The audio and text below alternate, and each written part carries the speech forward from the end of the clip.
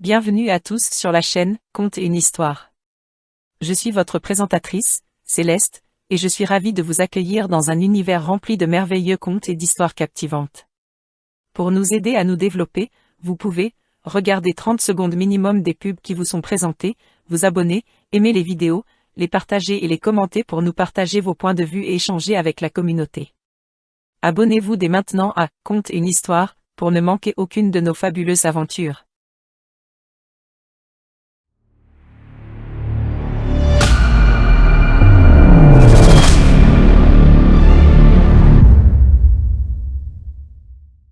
Mon cher ami, laisse-moi te conter l'histoire bouleversante de mon roman Les Misérables.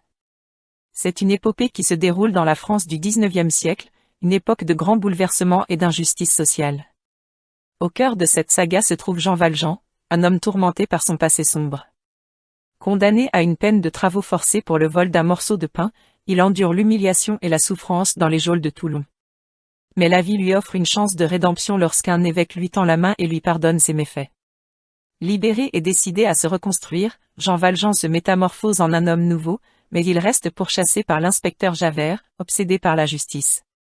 Valjean se cache sous différentes identités et devient un bienfaiteur pour ceux qui croisent son chemin. Il adopte la petite Cosette, une enfant malheureuse exploitée par les Thénardier, un couple cruel. Pendant ce temps, nous découvrons la vie des misérables qui peuplent les bas-fonds de Paris. Fantine, une jeune ouvrière, est rejetée par la société et se sacrifie pour assurer l'avenir de sa fille Cosette. Les révoltes ouvrières grondent et les barricades se dressent dans les rues de la capitale. Les destins de ces personnages s'entrecroisent, tissant une trame complexe de drame, d'amour et de lutte pour la liberté. Des amitiés naissent, des amours se déclarent et des sacrifices sont faits. Tous ces éléments s'imbriquent pour former une fresque sociale saisissante. Les Misérables est bien plus qu'un simple récit. C'est une réflexion profonde sur la nature humaine, la justice sociale et la quête de rédemption. Victor Hugo y dépeint avec maestria les contrastes entre la pauvreté et l'opulence, l'oppression et la révolte. Il souligne l'importance de la compassion et de l'empathie dans une société où les plus démunis sont souvent laissés pour compte. Mon cher lecteur, je souhaite que cette brève évocation des Misérables t'ait donné un aperçu de cette œuvre magistrale. Mais je t'encourage vivement à te plonger dans les pages de ce roman intemporel, car c'est là que tu découvriras toute la beauté et la puissance de cette histoire qui continue de toucher les cœurs à travers les âges. Victor Hugo. Résumé du tome 1, Fantine. Cher lecteur, ce tome est une introduction poignante à l'épopée humaine qui se déroule dans l'ensemble de l'ouvrage. L'histoire débute dans la France du XIXe siècle, une époque marquée par l'injustice sociale et la misère qui sévissent au sein de la société. Le personnage central de cette partie est Fantine, une jeune femme d'une beauté exceptionnelle et d'une grande douceur d'âme. Fantine, originaire d'un petit village, se rend à Paris pour trouver du travail et subvenir aux besoins de sa fille, Cosette, qu'elle a laissée aux soins d'un couple d'aubergistes malveillants, les Thénardier. Malheureusement, elle se retrouve rapidement dans une situation désespérée. Sans ressources, elle se voit contrainte de vendre ses cheveux, puis ses dents, pour survivre. Dans sa quête de subsistance, Fantine est embauchée dans une usine dirigée par un homme sans scrupules, Monsieur Madeleine, qui se révèle plus tard être le personnage emblématique de cette épopée, Jean Valjean. Accablée par les ragots de ses collègues, Fantine est renvoyée de l'usine et sombre dans la prostitution pour gagner de l'argent et payer les Thénardier. Pendant ce temps, Jean Valjean se découvre une passion paternelle envers Cosette et décide de la sauver des griffes des Thénardier. Fantine tombe gravement malade et est finalement secourue par Jean Valjean, qui lui promet de veiller sur Cosette. Cependant, avant que Fantine ne puisse réaliser son rêve de réunir sa fille, elle succombe à sa maladie. Jean Valjean prend alors la responsabilité de Cosette, la libère de l'oppression des Thénardier et s'enfuit avec elle vers un avenir incertain. Au-delà de l'histoire de Fantine, ce premier tome explore des thèmes tels que la pauvreté, l'injustice sociale, la quête de rédemption et la force de l'amour maternel. Il est le point de départ d'un récit épique qui se déploie sur plusieurs générations et embrasse une multitude de personnages captivants, chacun luttant pour trouver sa place dans une société en proie à l'adversité. C'est ainsi, cher lecteur, que je vous présente Fantine, le premier tome de mon œuvre magistrale, Les Misérables. Puissiez-vous être transporté par les émotions et les réflexions que suscite cette histoire intemporelle sur la condition humaine. Bien à vous. Victor Hugo. Résumé du tome 2, Cosette. Mon cher lecteur, laissez-moi vous conter l'histoire captivante de Cosette, le deuxième tome de mon œuvre magistrale, Les Misérables. Plongé dans les sombres rues de Paris du XIXe siècle, où l'injustice et la misère s'entremêlent avec l'espoir et l'amour. Dans ce tome, je vous présente la jeune Cosette, une âme innocente et vulnérable. Elle est une enfant malheureuse, maltraitée par les Thénardier, un couple cruel et avide d'argent, qui la force à travailler sans relâche dans leur auberge miteuse.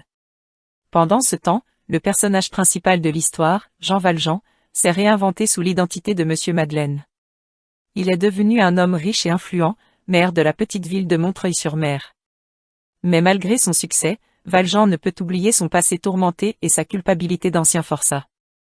Le destin de Cosette et de Valjean se croise lorsque ce dernier sauve la jeune fille des griffes des Thénardier. Touché par la vulnérabilité de Cosette, Valjean décide de l'adopter et de la protéger. Ainsi, Cosette quitte sa vie misérable à l'auberge pour rejoindre le monde de la tendresse et de l'amour aux côtés de son nouveau père.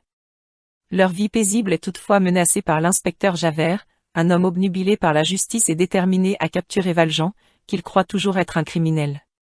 Valjean et Cosette doivent donc rester en fuite, se déplaçant de ville en ville pour échapper à la vigilance de Javert. Au fil des pages, je dépeins également les bouleversements sociaux et politiques qui secouent la France de l'époque, notamment la révolte des barricades de 1832. Cet événement historique sert de toile de fond à l'histoire de Valjean et Cosette, soulignant les luttes des classes et les inégalités sociales. Cosette est un tome empli d'émotions et d'humanité, où l'amour, la rédemption et la quête de justice sont au cœur de l'intrigue. C'est un appel vibrant à la compassion et à la compréhension des souffrances des plus démunis. Chers lecteurs, je vous laisse découvrir par vous-même le destin bouleversant de Cosette et de Valjean, ces personnages qui traversent les épreuves et les tourments de la vie avec courage et détermination. Puissiez-vous être inspirés par leur histoire et trouver en elle des leçons intemporelles sur la condition humaine. Victor Hugo. Résumé du tome 3, Marius. Chers lecteurs, dans cette partie de l'histoire, je vous présente le parcours de Marius Pontmercy, un jeune homme idéaliste dont la vie est étroitement liée à celle des personnages précédemment introduits. Marius, le fils du colonel Georges Pontmercy, un héros napoléonien, a grandi dans l'ignorance de la véritable identité de son père. Il est profondément attaché à son père adoptif, Monsieur Gillenormand, un royaliste conservateur qui a veillé sur lui depuis son enfance. Cependant, Marius est animé par un désir ardent de justice et d'égalité, ce qui le conduit à s'éloigner de l'influence de Gillenormand et à se rapprocher de l'insurrection républicaine. Il s'installe à Paris, où il se lie d'amitié avec un groupe de jeunes révolutionnaires idéalistes appelés les Amis de l'ABC. Ensemble, ils rêvent de changement et d'un avenir meilleur pour la France. Pendant ce temps, Marius tombe éperdument amoureux de Cosette, la jeune fille qu'il a rencontrée lors de ses pérégrinations antérieures. Cosette est la fille adoptive de Jean Valjean, l'ancien forçat dont l'histoire a été racontée dans les tomes précédents. Leur amour est pur et intense, mais Marius est déchiré entre son amour pour Cosette et son engagement politique. Alors que la révolution de juin 1832 éclate à Paris, Marius se retrouve confronté à des choix déchirants. Il doit décider s'il va rejoindre ses camarades révolutionnaires sur les barricades ou rester auprès de Cosette, qu'il aime profondément. Finalement, il choisit de se battre aux côtés de ses amis, mettant ainsi son amour pour Cosette en suspens. La révolution est réprimée avec une violence terrible, et de nombreux personnages de notre histoire y perdent la vie. Marius lui-même est blessé, mais parvient à survivre grâce à l'intervention de son père, le colonel Pontmercy. Une fois rétabli, Marius découvre que Jean Valjean, l'homme qu'il a élevé, est en réalité le père de Cosette. Cette révélation le pousse à reconsidérer ses préjugés et à se réconcilier avec Valjean. Dans Marius, je mets en lumière les conflits intérieurs d'un jeune homme tiraillé entre l'amour et l'idéal révolutionnaire, l'importance de l'engagement politique et la découverte de la vérité sur ses origines. C'est une partie essentielle de l'histoire de Les Misérables, qui illustre les luttes et les choix auxquels les personnages sont confrontés dans une société marquée par l'injustice et les inégalités. J'espère que ce résumé vous a donné un aperçu de l'intrigue fascinante et des dilemmes moraux qui animent Marius. Je vous invite à plonger plus profondément dans les pages de mon roman afin de découvrir l'ensemble des émotions et des leçons de vie qu'il contient. Avec mes meilleurs vœux. Victor Hugo.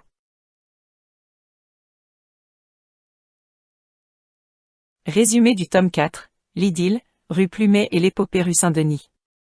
Mon cher lecteur, dans cette partie de mon œuvre, je vous emmène dans un monde où les destins s'entremêlent et où les passions s'embrasent.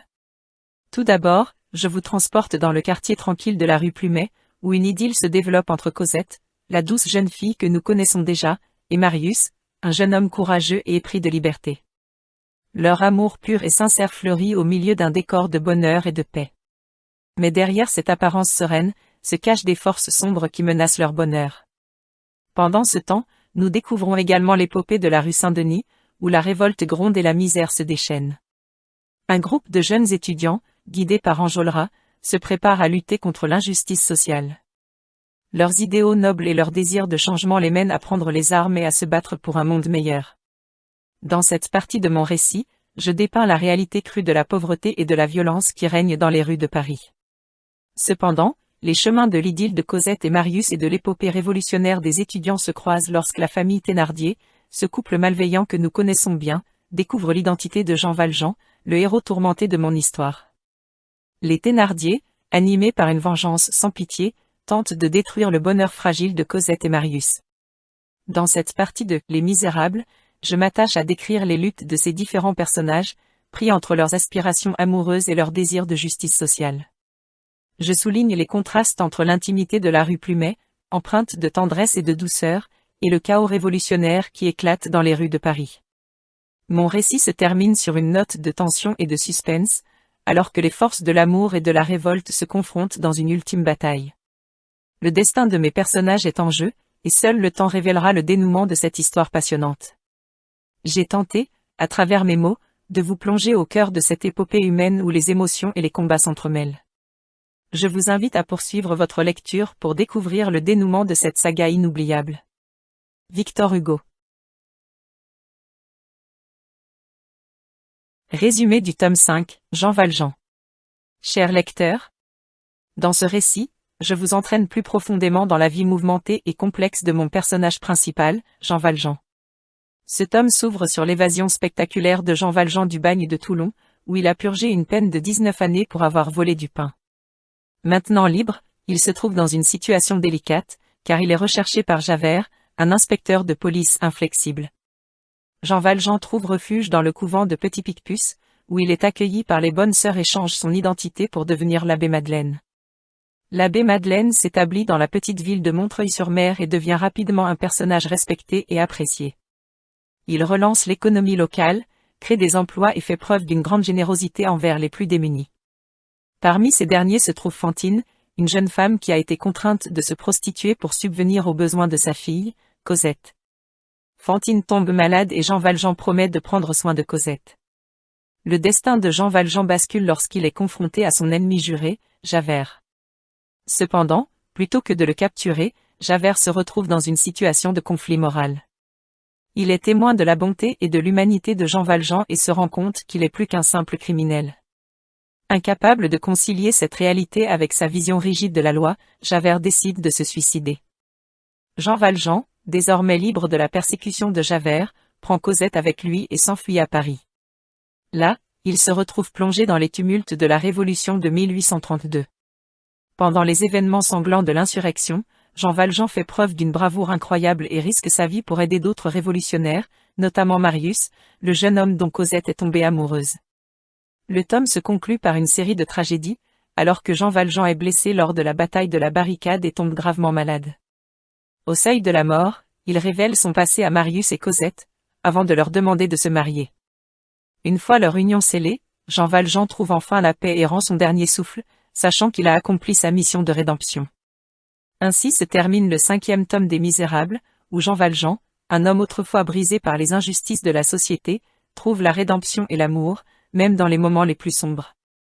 C'est une histoire d'espoir, de sacrifice et de la force de l'âme humaine face à l'adversité. Bien à vous. Victor Hugo.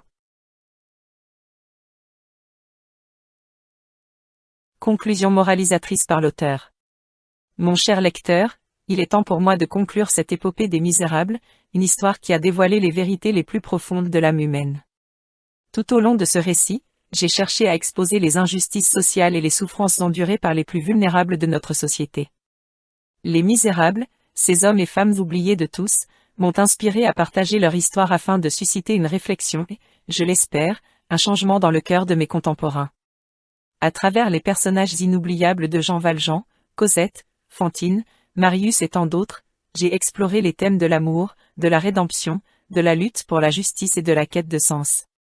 J'ai peint un tableau sombre de notre société, où les riches exploitent les pauvres, où la loi est souvent injuste et où la misère humaine semble insurmontable. Mais dans cette noirceur, j'ai aussi semé des graines d'espoir, montrant que même dans les situations les plus désespérées, l'amour, la compassion et la solidarité peuvent triompher. Les Misérables sont le miroir de notre humanité collective, reflétant les aspects les plus sombres et les plus lumineux de notre existence. Je vous ai présenté des scènes de la vie quotidienne, des drames individuels qui illustrent les tragédies plus vastes de notre époque. J'ai cherché à faire résonner les souffrances des plus démunis dans le cœur de ceux qui ont le pouvoir de faire une différence. En contemplant cette fresque épique, je vous invite à vous interroger sur votre propre rôle dans la société. Ne devrions-nous pas, en tant qu'êtres humains, nous sentir responsables les uns des autres? Ne devrions-nous pas tendre la main à ceux qui sont dans le besoin et combattre l'injustice où que nous la trouvions? Les Misérables sont les symboles de nos échecs collectifs, mais aussi les témoins de notre potentiel pour l'amélioration et la rédemption. Dans la bataille contre la misère et les inégalités, nous sommes tous appelés à être des Jean Valjean, à chercher la rédemption et à incarner la bonté et la compassion.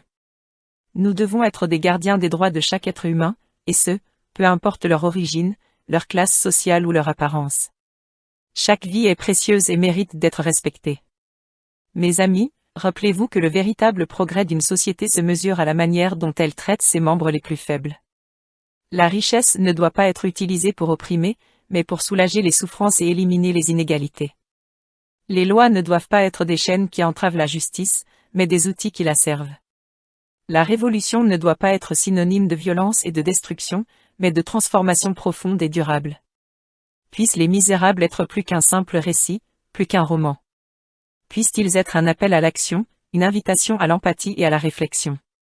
Puissent-ils nous rappeler que la lutte pour la dignité humaine est une responsabilité collective et que chacun de nous peut apporter sa pierre à l'édifice d'un monde meilleur. En conclusion, mes amis, je vous exhorte à être les gardiens de la justice, les défenseurs des opprimés et les porteurs de lumière dans un monde encore trop souvent en proie aux ténèbres. Ne vous contentez pas de lire cette histoire, mais laissez-la résonner dans vos vies et vos actions. Car c'est seulement lorsque nous agissons ensemble, avec amour et compassion, que nous pourrons réellement éradiquer les misères de notre monde et écrire une nouvelle page de l'histoire humaine. Victor Hugo.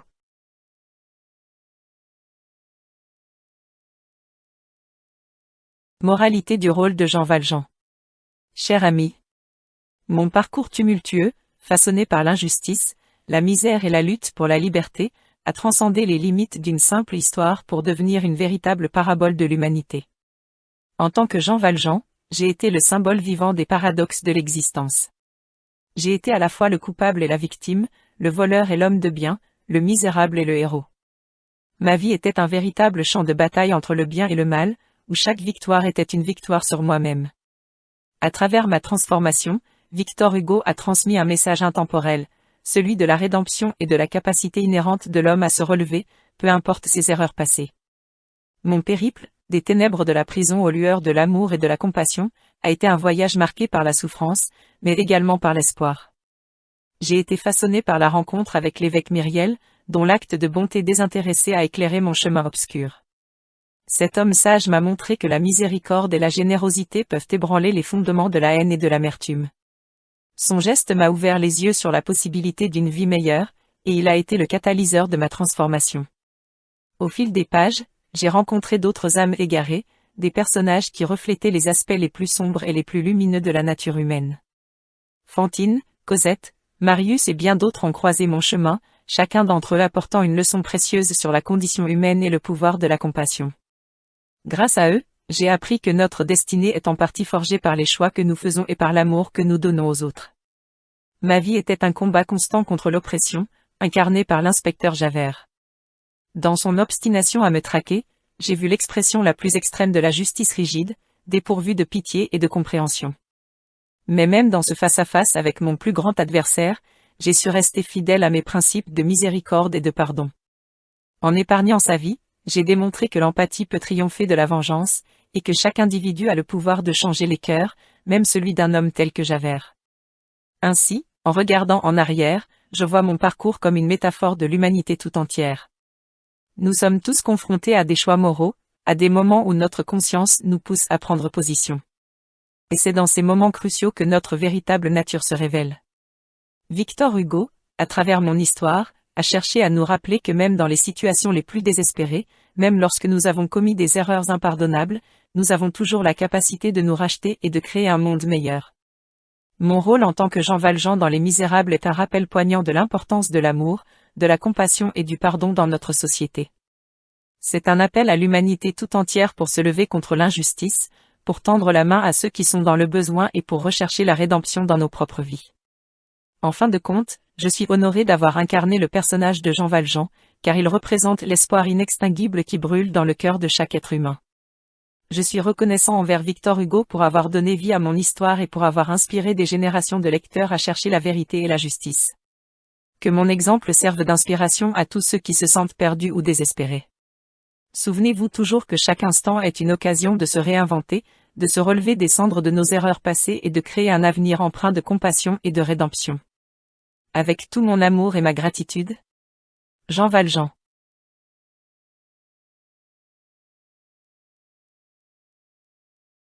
Moralité du rôle de Cosette. Chers lecteurs, permettez-moi de vous emmener dans les méandres de mon histoire, celle de Cosette, dans le chef-d'œuvre intemporel de Victor Hugo, Les Misérables. Au fil de ces pages, j'ai traversé des épreuves inimaginables, subi des injustices, mais j'ai également découvert la beauté de la compassion, de l'amour et de la résilience. Mon voyage commence dans les ténèbres de mon enfance, où la misère et la malveillance régnaient en maître. Enfant abandonné, assigné à la garde de l'odieuse famille Thénardier, j'ai connu la souffrance et l'oppression dès mon plus jeune âge. Dans ce monde où la bonté semblait étrangère, j'ai trouvé refuge dans les souvenirs de ma mère, dans l'espoir fragile d'un avenir meilleur. Et puis, un jour, la lumière a éclairé mon chemin sous la forme de Jean Valjean, cet homme au cœur généreux qui a su voir en moi plus qu'une enfant démunie.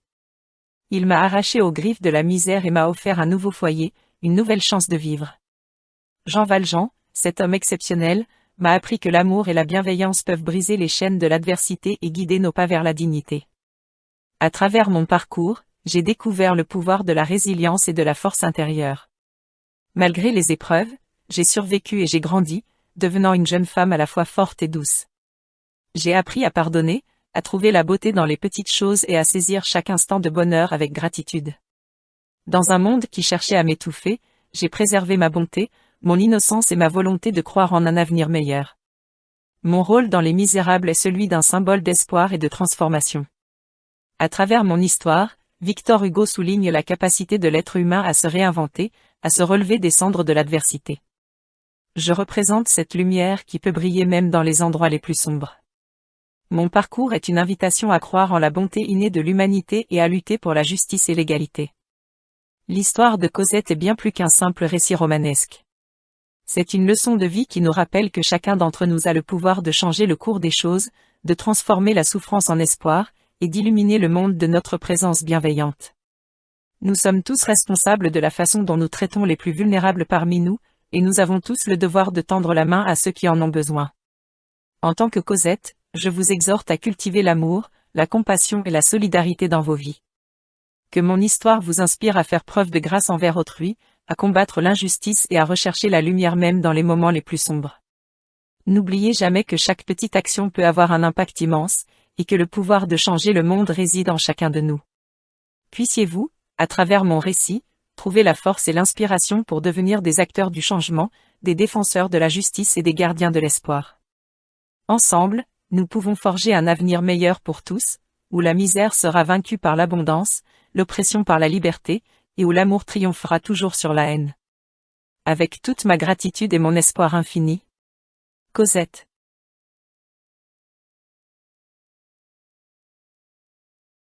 Moralité du rôle de l'inspecteur Javert. En contemplant mon existence tumultueuse et les choix que j'ai faits dans ma quête de justice implacable, je suis amené à méditer sur le rôle complexe que j'ai joué dans Les Misérables de Victor Hugo. En tant que Javert, j'ai incarné la figure de l'implacable poursuivant, un gardien inflexible de l'ordre établi et un symbole de la loi.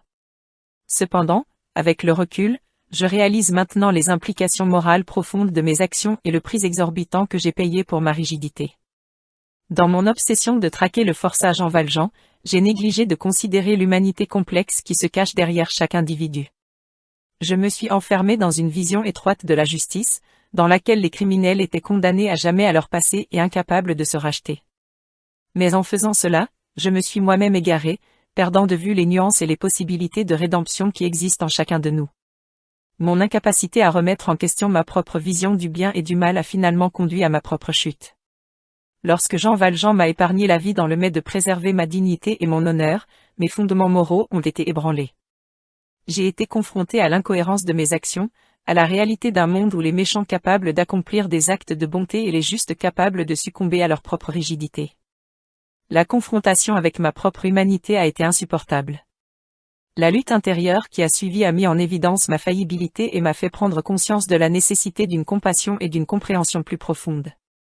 Mon engagement envers la loi et l'ordre ne devait pas être un simple mécanisme de pouvoir, mais plutôt une recherche de justice équilibrée et de réparation. Mon parcours tragique souligne l'importance de la remise en question constante de nos certitudes et de nos préjugés. L'humanité est complexe et mérite d'être appréhendée avec une empathie sincère. La justice ne peut pas être aveugle à la compassion et à la rédemption. Les misérables m'ont appris que la valeur d'une vie ne se résume pas à ses actes passés, mais plutôt à sa capacité à changer et à se réinventer. En fin de compte, ma propre tragédie me pousse à réfléchir sur la nécessité de l'équilibre entre la rigueur de la loi et la compassion envers nos semblables. Nous devons reconnaître la capacité de chaque être humain à se racheter, à trouver la rédemption et à contribuer positivement à la société. Se perdre dans l'obsession de la justice sans considérer la complexité de l'âme humaine conduit à l'égarement et à la destruction. Ainsi, que mon destin sert de rappel constant de la nécessité de l'humilité, de la réflexion et de la compréhension. La quête de la justice doit être guidée par la clarté morale, mais elle doit également être imprégnée de compassion et de miséricorde. Seule une approche équilibrée permettra de bâtir un monde où la dignité de chaque individu est respectée et où la rédemption est une possibilité accessible à tous, même à ceux qui ont erré dans les ténèbres. Sincèrement, Javert.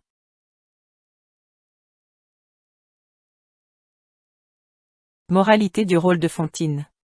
Cher lecteur, mon histoire, bien que tragique, révèle la force indomptable de l'amour maternel, la lutte pour la dignité humaine et les conséquences des inégalités sociales.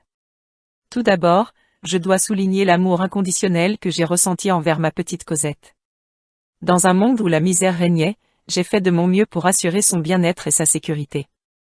J'ai fait preuve d'un dévouement inébranlable, prête à tout sacrifier pour elle.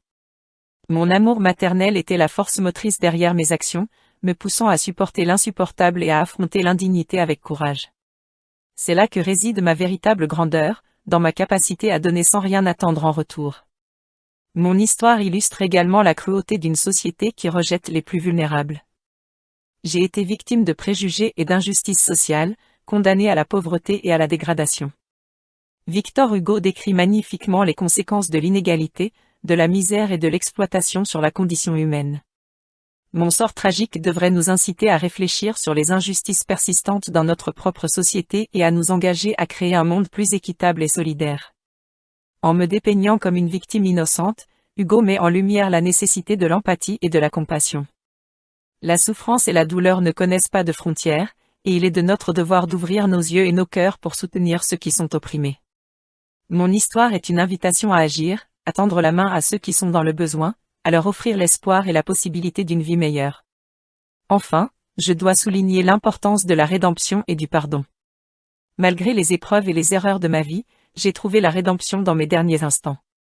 La compassion et l'amour que j'ai reçus de mon cher Jean Valjean m'ont permis de partir en paix, sachant que ma fille serait entre de bonnes mains. Cela nous rappelle que personne n'est au-delà du rachat, que chaque âme a la capacité de se transformer et de trouver la rédemption. Chers lecteurs, je conclus en vous incitant à réfléchir sur les thèmes qui se cachent derrière mon histoire. Mon rôle dans Les Misérables dépasse les limites d'un simple personnage. Je suis un symbole de la résilience, de l'amour inconditionnel et de la lutte pour la justice sociale. Puisse mon histoire vous inspirer à embrasser la compassion, à combattre les inégalités et à faire preuve d'un amour généreux envers vos semblables. Avec tout mon amour. Fantine. Moralité du rôle de Marius Pontmercy. Je me suis découvert, je me suis perdu, j'ai aimé, j'ai haï, j'ai pleuré, j'ai grandi. Mon cheminement à travers les pages de cette histoire épique a été le reflet de ma propre existence, une invitation à la réflexion sur la nature de l'amour, de la justice et de la compassion. Ainsi, dans cette conclusion moralisatrice, je souhaite partager les leçons que j'ai apprises et les valeurs qui ont été forgées dans le creuset de mon expérience. Ma vie et mes actions ont été soumises à l'épreuve du temps et scrutées avec une attention délicate. Je me tiens ici, prêt à partager mes pensées sur ce périple et sur les leçons morales qu'il contient. Tout d'abord, permettez-moi de reconnaître les multiples erreurs que j'ai commises au cours de ma jeunesse. Pris dans les filets de l'amour et des idéaux romantiques, j'ai souvent succombé à la naïveté et à l'égocentrisme. Ma passion pour Cosette a souvent obscurci ma vision et m'a fait négliger les souffrances des autres. J'étais aveuglé par ma quête amoureuse, ignorant les injustices flagrantes qui se déroulaient sous mes yeux. Cependant, au fil des épreuves et des rencontres qui ont jalonné mon chemin, j'ai peu à peu ouvert les yeux sur le monde qui m'entourait. J'ai découvert la misère, l'injustice sociale et la lutte pour la survie qui marquent le quotidien de tant d'individus. J'ai réalisé que ma position privilégiée dans la société m'obligeait à agir, à prendre conscience des maux qui gangrènent notre société. Ma rencontre avec les étudiants républicains m'a permis de comprendre l'importance de l'engagement politique et de la lutte pour la justice sociale. J'ai vu en eux des hommes et des femmes livrés à la cause du peuple, prêts à se battre contre l'oppression et l'inégalité. Leur détermination m'a inspiré et m'a fait prendre conscience de ma responsabilité envers mes concitoyens. Dans le tourment de l'insurrection de 1832, j'ai été confronté à la mort et à la violence. Ces épreuves m'ont fait mûrir et ont forgé ma détermination à agir pour un monde meilleur. J'ai compris que la révolution, si nécessaire soit-elle, ne peut se réduire à un simple renversement du pouvoir en place. La vraie révolution doit se faire dans les cœurs et les esprits, en renversant les préjugés, les inégalités et les injustices qui rongent notre société. Enfin, ma prise de conscience ultime est venue lorsque j'ai découvert la véritable identité de mon père, le noble et généreux Jean Valjean. Sa vie d'abnégation et de rédemption m'a montré le pouvoir de la compassion et du pardon. J'ai compris que l'amour et la bienveillance sont des armes bien plus puissantes que la haine et la vengeance. Le sacrifice de Valjean pour protéger Cosette et pour œuvrer au bien de l'humanité tout entier reste à jamais gravé dans mon esprit. Ainsi, mes amis, je tire de cette tumultueuse aventure une leçon morale profonde et essentielle. Notre rôle en tant qu'être humain ne se limite pas à poursuivre nos intérêts personnels, mais à prendre conscience de notre responsabilité envers les autres. Nous devons lutter contre l'injustice, la misère et l'oppression, et œuvrer pour un monde plus juste et égalitaire. La force de caractère réside dans la capacité à se remettre en question, à reconnaître nos erreurs et à embrasser le changement. Mon cheminement dans Les Misérables est le reflet de cette transformation personnelle, de cette évolution vers une conscience sociale et politique plus aiguisée. Puissions-nous tous, à travers nos propres parcours, être inspirés par les valeurs de compassion, d'égalité et de justice. Puissions-nous, comme moi, apprendre de nos erreurs et œuvrer pour un monde où la misère et l'oppression n'auront plus leur place. Ensemble, nous pouvons bâtir un avenir meilleur, où chaque individu aura la possibilité de s'épanouir et de vivre dans la dignité. Ainsi se termine mon humble réflexion sur mon rôle dans Les Misérables de Victor Hugo, une œuvre qui, à travers les tourments et les triomphes de ma vie fictive, nous rappelle l'importance d'agir pour le bien commun. Puissions-nous tous être les héros de notre propre histoire, et que nos actions réelles transcendent les pages d'un livre pour façonner un monde plus juste et bienveillant. Amicalement, Marius.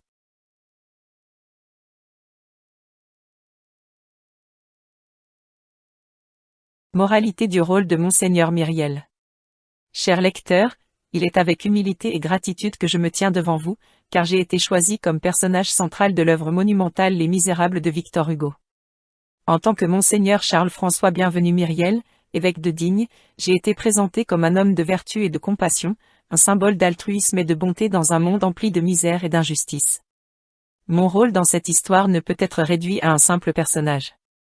Je suis le reflet de ce que chaque être humain devrait aspirer à être, une source de lumière et d'espoir pour les plus démunis, un pilier d'amour et de générosité dans un univers qui semble souvent manquer d'empathie. Par ma nature bienveillante, j'ai voulu incarner les valeurs d'une société idéale, où la charité et la compassion sont les fondements de chaque action. Dans Les Misérables, Victor Hugo a donné vie à un monde où les pauvres et les opprimés sont marginalisés et ignorés. Cependant, en me présentant comme l'antithèse de cette indifférence, l'auteur a cherché à montrer que même au milieu des ténèbres les plus profondes, une étincelle d'espoir peut illuminer la voie vers un avenir meilleur. Ma première rencontre avec Jean Valjean, un ancien forçat en quête de rédemption, a été l'occasion de mettre en lumière ma nature compatissante. Au lieu de le juger ou de le rejeter, j'ai choisi de lui offrir mon hospitalité et ma confiance, une main tendue dans un monde où l'on refuse souvent aux autres une seconde chance. En faisant cela, j'ai démontré que la réconciliation et le pardon sont des forces puissantes capables de transcender les divisions et de restaurer la dignité humaine. Dans un acte de pure générosité, j'ai offert à Jean Valjean les lustres d'argent qu'il avait volés, affirmant ainsi ma conviction que la transformation personnelle est possible, même pour ceux qui ont été brisés par les vicissitudes de la vie. Mon geste était plus qu'une simple restitution matérielle, c'était un symbole de foi en l'humanité et en sa capacité à se repentir et à se reconstruire. Ma philosophie de vie était centrée sur la bienveillance et le service désintéressé envers les autres. J'ai cherché à partager mes ressources et ma sagesse avec les plus démunis, à leur offrir un refuge dans une société qui les considère souvent comme des fardeaux. Ma porte était toujours ouverte, et j'ai essayé d'inspirer les autres à adopter une attitude de solidarité envers leurs semblables. En incarnant ces valeurs, j'ai voulu rappeler au monde que chacun d'entre nous a le pouvoir de faire une différence, quel que soit notre statut ou notre position sociale. J'ai montré que même les plus petites actions de gentillesse et de compassion peuvent avoir un impact profond et durable sur la vie des autres. Chaque geste compte, chaque parole aimable résonne dans les cœurs et peut guider les autres sur le chemin de l'amour et de l'entraide. Mon rôle dans Les Misérables est un rappel puissant que nous sommes responsables les uns des autres, que nous sommes tous liés par notre humanité commune. Il nous appartient de nous élever au-dessus des préjugés et de la cruauté, de tendre la main aux plus faibles et de leur donner la force de se relever. Mon existence fictive est une invitation à l'action, à la réflexion sur nos propres actions et à la recherche de la voie du bien dans un monde souvent troublé. En conclusion, je vous exhorte, chers lecteurs, à puiser dans l'inspiration de mon personnage et à cultiver les valeurs de compassion, de gagner et de bienveillance dans votre propre vie. Engagez-vous à être la lumière qui éclaire les ténèbres, l'espoir qui étreint le désespoir et l'amour qui embrasse la haine. N'oubliez jamais que chaque geste d'amour compte, et que c'est en nous permettant mutuellement que nous puissions transformer le monde et bâtir un avenir empreint de justice et de dignité pour tous. Ainsi, je vous laisse avec cette pensée, là où il y a de l'amour, il y a de la vie. Que l'amour guide vos pas et illumine vos vies, et que vous puissiez être les héros modernes qui, comme moi, inspirent les autres à croire en la bonté et à agir pour le bien de tous. Avec gratitude et espoir. Monseigneur Charles-François Bienvenu Myriel.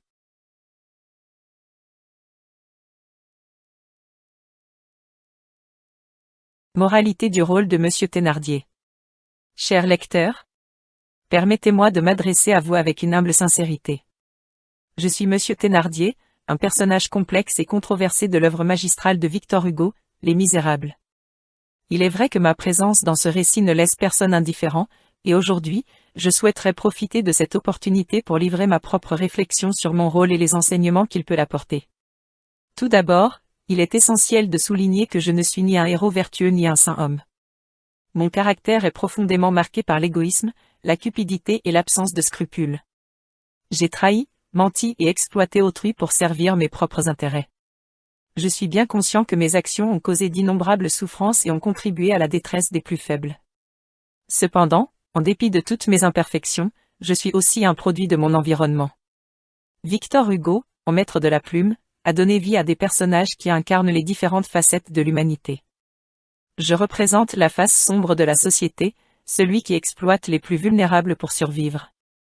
Mais, je suis également le reflet d'un système qui opprime les pauvres et leur laisse peu de choix pour s'en sortir.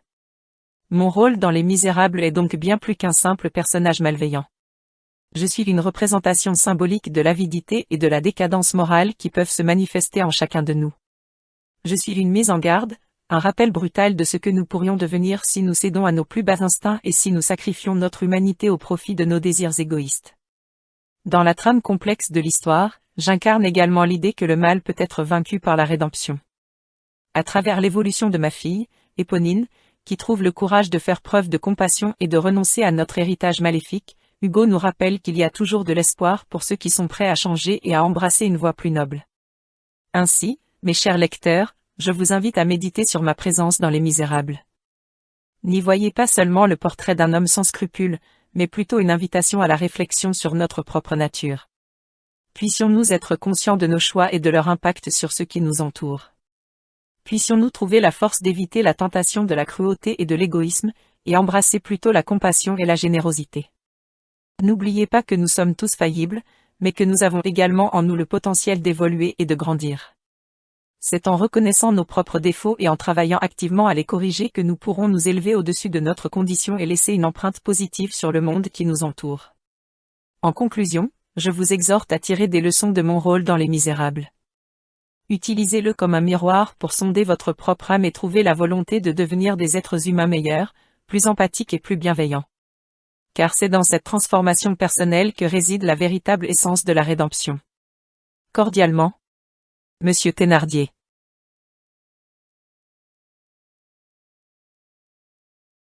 Moralité du rôle de Madame Thénardier.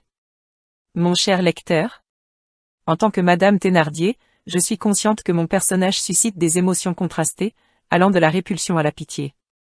Il est indéniable que mon comportement dans le roman est loin d'être exemplaire. Je me suis souvent égarée dans les méandres de la cupidité, de l'indifférence et de la cruauté. Pourtant, je tiens à souligner que même les personnages les plus sombres peuvent servir à illustrer des vérités complexes sur la nature humaine et à nous rappeler les conséquences dévastatrices de nos actions. Dans un monde où l'injustice sociale est monnaie courante, j'ai représenté cette part sombre de l'humanité qui ne cesse de lutter pour sa propre survie. Prisonnière d'une existence marquée par la pauvreté et la privation, j'ai cru qu'en m'abaissant au niveau de ceux qui me tourmentaient, je pourrais me sortir de ma misère. Cependant, mon comportement égoïste n'a fait qu'alimenter le cycle vicieux de la misère et de la désolation. J'ai pris plaisir à exploiter les plus faibles, à trahir ceux qui me faisaient confiance, et à nourrir mes désirs matériels au détriment de l'humanité qui aurait pu encore résider en moi. Pourtant, en observant de plus près mon personnage, il est possible de discerner une souffrance profonde et une détresse cachée derrière mon masque de dureté. Peut-être que mon comportement était une façon de me protéger, de survivre dans un monde hostile qui ne laissait aucune place à la faiblesse. Cela ne justifie en aucun cas mes actions, mais cela nous rappelle que même les âmes les plus corrompues portent en elles une part de vulnérabilité et de douleur. En fin de compte, le rôle de Madame Thénardier dans Les Misérables nous invite à la réflexion et à l'interrogation sur notre propre nature. Sommes-nous vraiment à l'abri de succomber à nos instincts les plus sombres lorsque nous sommes confrontés à des difficultés extrêmes? Sommes-nous capables de trouver la compassion et la rédemption, même dans les moments les plus désespérés? Le destin tragique de mon personnage, finalement abandonné par ceux qu'elle pensait aimer et condamné à une existence solitaire et misérable, nous rappelle la futilité de la quête effrénée du pouvoir et de la richesse. Mon rôle nous avertit des dangers de perdre notre humanité en poursuivant des objectifs vains et éphémères. En conclusion, le personnage de Madame Thénardier dans Les Misérables est une figure complexe qui incarne les côtés les plus sombres et les plus fragiles de l'humanité. Mon existence déplorable est un rappel poignant des conséquences de nos choix et de la nécessité de cultiver notre empathie et notre compassion, même dans les circonstances les plus difficiles. Puissions-nous apprendre de mes erreurs et faire en sorte que la véritable grandeur réside dans notre capacité à élever notre nature humaine au-delà de l'égoïsme et de la cruauté. Cordialement, Madame Thénardier.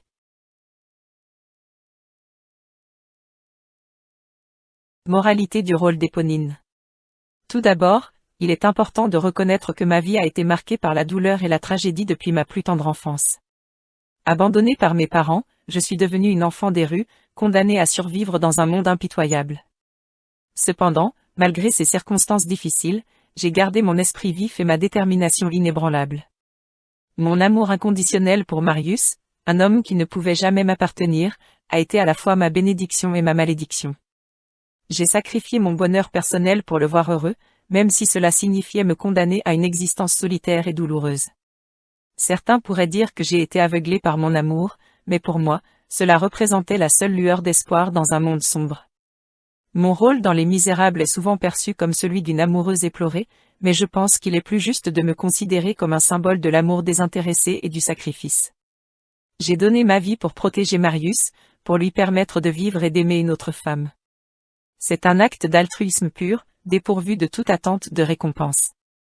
En fin de compte, ma présence dans cette histoire illustre les conséquences des choix que nous faisons par amour. J'ai choisi de protéger Marius et de l'aimer de loin, et bien que cela ait entraîné ma propre douleur et ma mort tragique, je ne regrette rien. L'amour véritable se manifeste parfois sous des formes différentes, et parfois le plus grand acte d'amour est de laisser partir celui que l'on aime pour qu'il puisse trouver le bonheur ailleurs. Mon existence dans Les Misérables met également en lumière les inégalités sociales et les injustices qui sévissent dans notre société. J'étais une pauvre fille des rues, condamnée à une vie de misère et d'abandon. Victor Hugo a utilisé mon personnage pour dépeindre la dure réalité de la condition humaine et pour souligner l'importance de la compassion et de l'empathie envers les moins fortunés. En somme, mon rôle en tant qu'Éponine dans Les Misérables représente la complexité de la nature humaine, l'amour inconditionnel et le pouvoir de sacrifice. Je suis un rappel poignant de la souffrance qui découle parfois des choix dictés par le cœur, mais aussi de la beauté et de la grandeur qui peuvent émaner de ces mêmes choix. Puissent mes actions et mon destin servir de leçon et d'inspiration à tous ceux qui entrent en contact avec mon histoire. Éponine.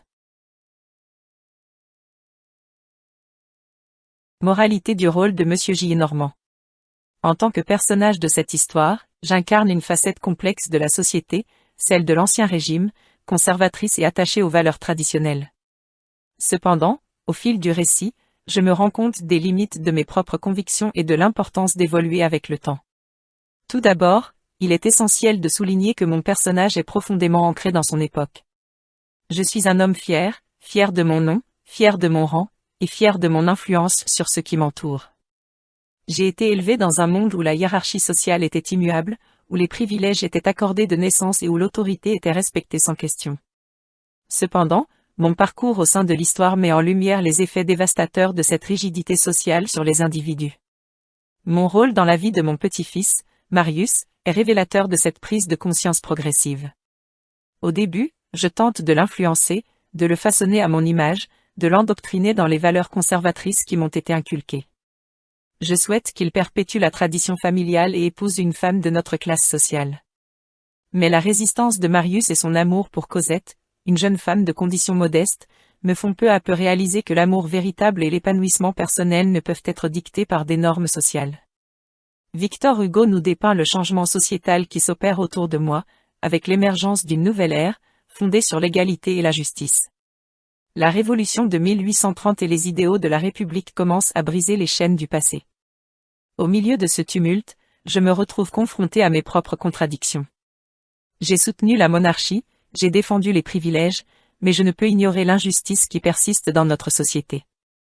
Mon rôle en tant que personnage des Misérables est de représenter la transition entre l'ancien et le nouveau monde, entre l'obscurité et la lumière. Ma transformation finale dans l'histoire est emblématique de cette évolution. Lorsque je suis confronté à la mort imminente de Marius, je réalise l'importance de la réconciliation, de l'amour et du pardon. Les valeurs que j'ai longtemps considérées comme des faiblesses deviennent soudainement des forces salvatrices. J'apprends que l'amour familial et le respect de l'individu sont des valeurs plus précieuses que les privilèges de naissance. Ainsi, la contribution de mon personnage dans Les Misérables transcende les simples notions de bien et de mal. Je suis un homme complexe, ancré dans un contexte historique spécifique, mais je suis également capable de remettre en question mes croyances et de reconnaître l'importance de l'humanité et de l'égalité. Mon parcours moral est une invitation pour chacun à remettre en question ses propres préjugés, à embrasser le changement et à œuvrer pour un monde plus juste. En conclusion, le rôle de Monsieur Gillenormand dans Les Misérables est une leçon d'humilité et de transformation. Victor Hugo a utilisé mon personnage pour représenter la lente évolution des mentalités et la nécessité de remettre en question les normes établies. Mon voyage moral souligne l'importance de l'amour, de la tolérance et de la compréhension mutuelle, faisant de moi un exemple de la capacité de l'être humain à se transcender et à embrasser le progrès. Avec humilité, Monsieur Gillenormand.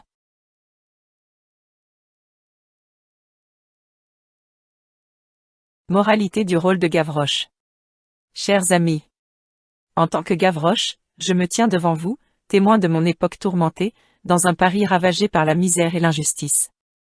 J'ai été un personnage des Misérables de Victor Hugo, une voix rebelle parmi les opprimés, un symbole de résistance dans un monde où la souffrance était monnaie courante. Mon histoire est celle de nombreux enfants qui, comme moi, ont grandi dans les rues sombres et impitoyables de cette ville. J'ai connu la faim, le froid et le mépris. Mais malgré ces épreuves, j'ai choisi de garder la tête haute, de défier les puissants et de me battre pour la justice. J'ai incarné l'esprit de rébellion et de solidarité qui brûlait dans le cœur de tant de personnes opprimées. Victor Hugo m'a donné une voix, il a raconté mon histoire pour que le monde entier puisse entendre le cri de ceux qui souffrent en silence. Grâce à son écriture puissante et passionnée, il a fait de moi un symbole de la lutte contre les inégalités sociales et de la force de la jeunesse confrontée à l'adversité. Mon rôle dans Les Misérables ne se limite pas à un simple personnage de fiction. Je représente tous les enfants abandonnés, les démunis, les oubliés de notre société. Je suis l'incarnation des injustices criantes que Victor Hugo voulait dénoncer. Mon courage et ma détermination sont le reflet des innombrables vies brisées par la misère et l'indifférence. Mais ma présence dans ce récit va au-delà d'une simple représentation des malheurs de mon temps. Je suis là pour rappeler au monde que chaque individu, peu importe sa situation, a le pouvoir de faire une différence. J'ai montré que même dans les circonstances les plus sombres, l'espoir peut briller et que l'action collective peut changer les choses. À travers mes actions, j'ai démontré l'importance de la solidarité et de la compassion. J'ai soutenu mes compagnons d'infortune, j'ai partagé mes maigres ressources avec ceux qui en avaient encore moins que moi. J'ai montré que la fraternité et l'entraide sont des armes puissantes contre l'oppression et l'injustice. Mes amis, prenez exemple sur ma vie, sur ma détermination à défendre les plus faibles et à lutter pour un monde meilleur. N'oubliez jamais que chacun de vous a la capacité d'apporter un changement positif, peu importe votre âge ou votre position sociale. Soyez les voix des sans-voix, les défenseurs des opprimés et les porte-étendards de la justice. L'histoire de Gavroche dans Les Misérables est une invitation à la réflexion et à l'action. Ne restez pas indifférents face aux injustices qui persistent dans notre monde. Engagez-vous à faire une différence, aussi petite soit-elle. Ne laissez pas la misère et la souffrance définir notre société, mais plutôt l'espoir, la compassion et la solidarité. Chers amis, n'oubliez jamais que chacun de nous, à l'instar de Gavroche, peut être un catalyseur de changement. Ensemble, nous pouvons bâtir un monde où chaque individu est respecté et valorisé. Engageons-nous à lutter contre les inégalités, à défendre les droits des plus vulnérables et à cultiver un esprit de solidarité.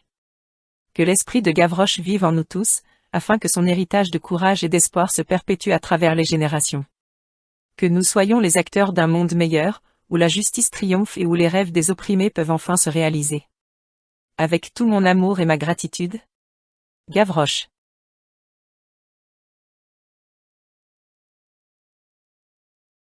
Moralité du rôle du colonel Georges Pontmercy. Cher lecteur, il est avec une profonde gratitude et une humilité sincère que je me tiens ici pour réfléchir sur mon rôle dans l'épopée intemporelle des Misérables de Victor Hugo. En tant que colonel Georges Pontmercy, j'ai traversé des épreuves, rencontré des âmes perdues et découvert les vérités les plus profondes de l'existence humaine. À travers mon voyage, j'ai appris des leçons inestimables sur la compassion, la loyauté et la recherche de la justice, qui continuent de résonner avec force aujourd'hui. Tout d'abord, permettez-moi de souligner l'importance de la compassion. Mon parcours m'a enseigné que chaque personne a son propre fardeau à porter et ses propres cicatrices invisibles. J'ai rencontré Jean Valjean, un homme brisé par la société, mais qui a trouvé la rédemption grâce à l'amour et à la compassion. Son histoire m'a ouvert les yeux sur la nécessité de tendre la main à ceux qui sont dans le besoin, de les soutenir et de les aider à se relever. La compassion est la clé pour restaurer la dignité humaine et créer un monde meilleur. La loyauté, quant à elle, est une vertu inébranlable qui guide mes actions. J'ai juré fidélité à la cause de la Révolution et aux idéaux qui lui sont associés. Mais ma loyauté va bien au-delà des idées abstraites, elle s'étend à mes amis, ma famille et ceux envers qui j'ai une dette d'honneur. J'ai vu les conséquences dévastatrices de la trahison et de l'égoïsme, et j'ai appris que la loyauté est la pierre angulaire des relations humaines. C'est une qualité précieuse qui maintient les liens forts même dans les moments les plus sombres. Enfin, ma quête de justice a été le moteur de mes actions. J'ai combattu pour les opprimés, pour les droits de l'homme et pour une société plus juste. J'ai compris que la justice n'est pas seulement un concept abstrait, mais une réalité tangible qui nécessite un engagement actif. J'ai été témoin des inégalités flagrantes et de la souffrance engendrée par un système qui favorise les privilégiés. J'ai réalisé que chaque personne a le devoir moral de lutter contre l'injustice et de défendre les plus vulnérables. La justice est la boussole qui guide nos actions et nous rappelle notre responsabilité envers nos semblables. En conclusion, mes chers lecteurs, permettez-moi de vous exhorter à cultiver la compassion, la loyauté et la justice dans vos propres vies. Prenez exemple sur les leçons que j'ai apprises au cours de mon périple dans Les Misérables. N'oubliez pas que chaque geste de bonté, chaque acte de loyauté et chaque quête de justice contribue à créer un monde meilleur. Engagez-vous à être des agents de changement, à lutter contre les injustices et à faire preuve d'empathie envers vos semblables. N'oubliez jamais que même les actions les plus modestes peuvent engendrer des transformations profondes. Enfin, je tiens à exprimer ma gratitude envers Victor Hugo, l'auteur qui a donné vie à mon personnage et qui a fait de moi un témoin privilégié des vicissitudes de l'âme humaine. Les Misérables est bien plus qu'un roman, c'est un témoignage intemporel qui continue d'inspirer les générations à venir. Que ma modeste contribution à cette histoire vous encourage à poursuivre votre propre voyage vers la compassion, la loyauté et la justice. Avec gratitude et dévouement. Colonel Georges Pontmercy.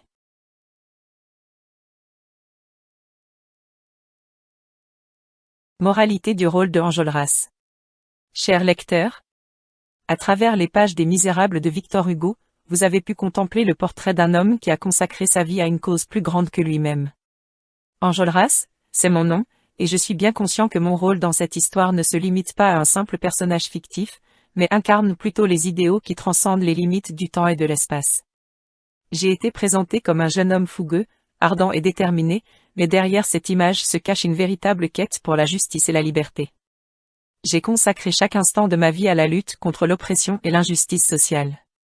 Ma passion inébranlable pour la révolution a été nourrie par ma conviction profonde qu'un monde meilleur était possible, un monde où chaque individu serait reconnu et valorisé pour sa véritable valeur. Mon rôle dans Les Misérables est un rappel constant que l'action est la clé du changement. Je me suis entouré d'un groupe d'amis et de compagnons de lutte, partageant tous le même idéal d'une société plus juste et égalitaire. Ensemble, nous avons bravé les obstacles, laissant derrière nous nos peurs et nos incertitudes, pour défendre les droits des plus démunis, les opprimés et les exploités. Mais mon rôle ne se limite pas seulement à la lutte physique contre les forces oppressives. J'ai également cherché à inspirer et à mobiliser les masses, à éveiller leur conscience et à les pousser à l'action. J'ai pleinement compris l'importance de l'éducation et de la sensibilisation dans la lutte pour la justice sociale. J'ai utilisé la parole, l'écriture et l'éloquence pour rallier les cœurs et les esprits, pour éveiller la volonté de se battre pour un avenir meilleur. Pourtant, au-delà de ma détermination sans faille, je reconnais les limites de mes actions. La révolution est un processus complexe et semé d'embûches, et il est parfois difficile de discerner la ligne entre l'idéal et la réalité. Dans ma quête pour un monde plus juste, j'ai été confronté à des choix moraux déchirants, des sacrifices inévitables et des tragédies incommensurables. Mon rôle dans Les Misérables est un rappel constant que le combat pour la justice est un chemin tortueux et semé d'obstacles. Mais malgré les difficultés, je ne peux m'empêcher de croire en la force de l'espoir et en la capacité des individus à se transcender pour le bien commun. Mon exemple doit vous pousser à réfléchir sur votre propre rôle dans la société, sur votre capacité à vous engager et à faire entendre votre voix pour un monde plus juste et équitable. Enjolras est bien plus qu'un personnage de fiction. En moi résonne l'écho de tous ceux qui ont lutté pour la justice à travers l'histoire, et je suis convaincu que mon message perdurera dans les cœurs de ceux qui aspirent à un monde meilleur. Que ma détermination et mon idéalisme vous inspirent à embrasser vos propres convictions, à vous lever pour ce qui est juste et à être les acteurs de votre destin. Que l'exemple de mon rôle dans Les Misérables vous rappelle que chaque individu a le pouvoir de créer un changement significatif. Ne sous-estimez jamais la puissance de votre voix, de votre action et de votre engagement. Ensemble, nous pouvons forger un avenir où la justice et l'égalité ne sont pas des idéaux lointains, mais une réalité vivante. Ainsi s'achève mon récit, mais ma voix continuera de résonner dans les âmes de ceux qui refusent de se soumettre à l'injustice. Embrassez votre rôle dans cette grande histoire humaine et permettez à l'espoir de guider vos pas vers un monde meilleur. Enjolras.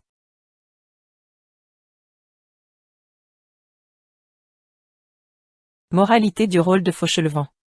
Cher lecteur, laissez-moi vous conter mon histoire et vous livrer les réflexions qui ont jalonné ma vie.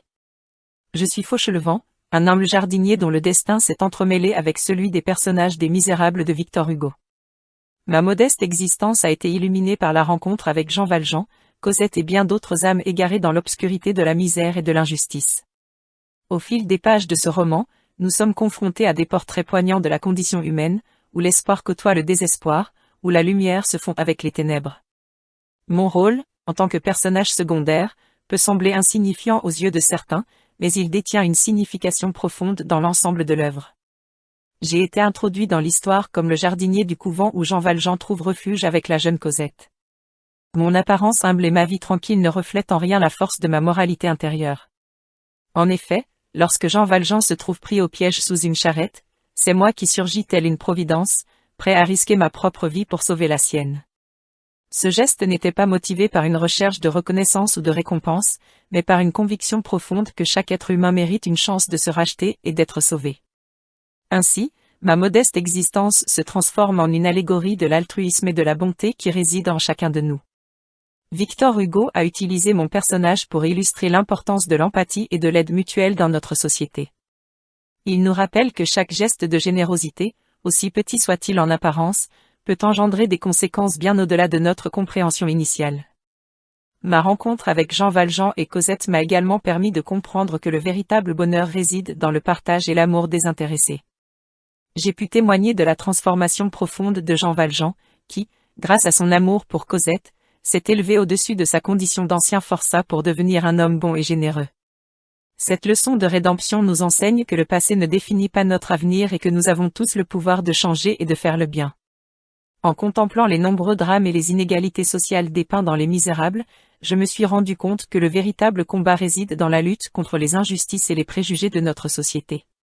Mon modeste rôle de jardinier peut sembler insignifiant, mais il reflète la contribution que chacun de nous peut apporter pour rendre le monde meilleur. Que ce soit en tendant la main à un inconnu dans le besoin ou en défendant les droits des opprimés, nous avons tous le pouvoir d'agir et de faire une différence. En conclusion, mon passage dans Les Misérables représente l'incarnation de l'altruisme, de l'empathie et de la lutte contre l'injustice. Victor Hugo a su donner vie à des personnages qui nous montrent que chaque individu, quelle que soit sa condition, possède une force intérieure capable de changer le cours des événements. Mon humble existence rappelle au lecteur que la grandeur d'une âme ne se mesure pas à sa position sociale, mais à la bonté qu'elle est capable de répandre autour d'elle. Que mon histoire résonne en vous, lecteur, et vous inspire à agir avec compassion et générosité dans votre propre vie. Car, en fin de compte, c'est dans les petits gestes de bonté que se trouve la clé du bonheur et de la rédemption. Fauchelevent, humble jardinier et témoin du pouvoir de la bonté.